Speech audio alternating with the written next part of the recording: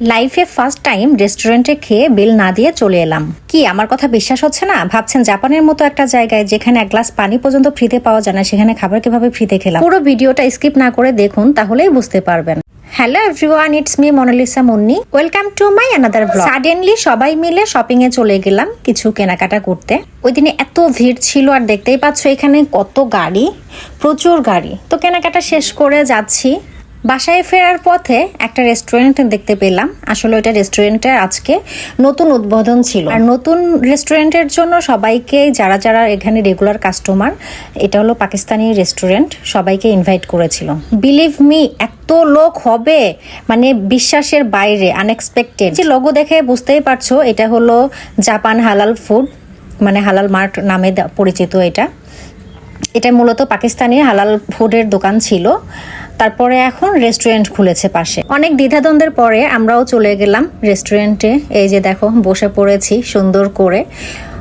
তো বসে আছি খাবারের জন্য, আর এত লোক হয়েছে, তারা মানে রেস্টুরেন্টের লোকও রান্না করে সময় পাচ্ছে না। একবার রান্না করছে, একবার খাওয়াচ্ছে, আবার খাবার শেষ হয়ে যাচ্ছে, আবার এখানে অনেক জাপানিজও আসছে, মানে সব টাইপের মানুষই আসছে এখানে পাকিস্তানি, নেপালি, শ্রীলঙ্কান, জাপানিজ, ভিয়েতনাম, মোটামুটি যারা এখান থেকে কেনাকাটা করে বা এদের পরিচিত সবাই আসছে এখানে, কেউ মিস করেনি। এই জন্য এত লোক হয়েছিল।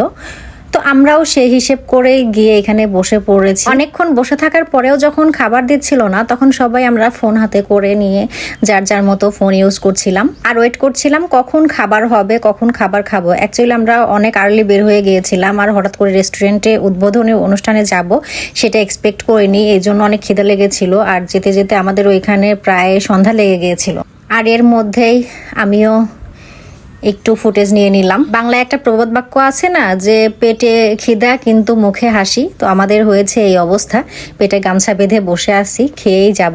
আমরা বসে থাকতে থাকতে অনেকজন চলে আসছে, আর এটা হলো বাইরের ভিউজ। দেখতেই পাচ্ছেন কত গাড়ি। এখানে তো একটু কমই আছে, আরো একটু পরে আসবে।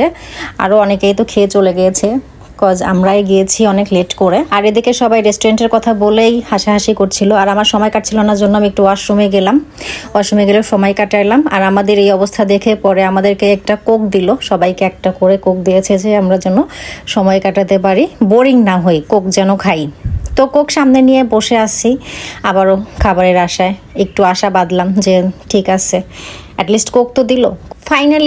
ফাইনালি আমাদের খাবার চলে এসেছে। তো খাবার দেখে একটু শান্তি, কত যে খুশি খুশি লাগছিল যে ফাইনালি খাবার চলে এসেছে। অনেক অপেক্ষা প্রতীক্ষার পরে খাবার পেলাম।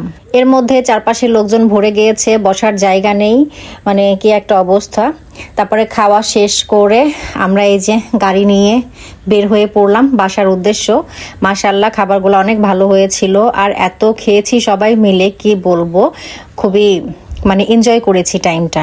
যদিও মানুষ বেশি ছিল, এই জন্য আমাদের খাবারটা দিতে দেরি হয়েছে, কারণ রান্না করতে হয়েছে, আর খাবারটা গরম গরম সার্ভ করেছে। তো এভাবেই আমরা বিল না দিয়ে ফ্রিতে খাবার খেয়ে চলে এলাম। আসার পথেও আমরা গল্প করতে করতে আসছিলাম যে খাবারটা আসলে অনেক ভালো হয়েছিল।